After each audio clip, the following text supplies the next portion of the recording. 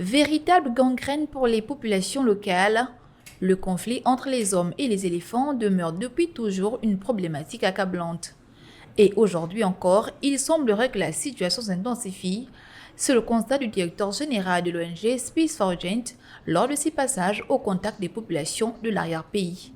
47 sur les 48 départements ont des incidences de conflits hommes-éléphants, notamment de dévastation des champs agricoles. En 2023, une stratégie nationale de gestion de ce conflit avait été adoptée pour tenter de résoudre le problème. Basée sur 8 axes, elle avait pour visée principale d'atténuer le conflit en vue de concilier la conservation de la faune et la sécurité alimentaire et lutter contre la pauvreté au Gabon.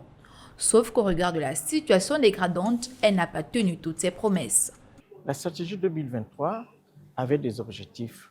Malheureusement, ces objectifs, au regard de ce que nous vivons aujourd'hui, nous devons la réviser.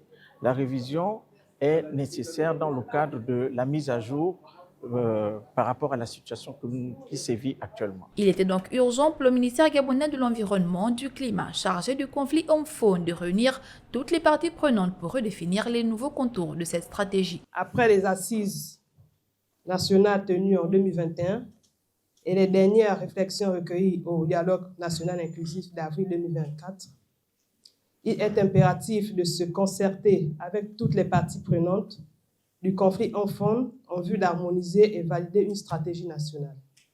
Ces ateliers doivent aboutir sur des propositions pertinentes qui permettront au gouvernement d'apporter des solutions idoines à ce problème.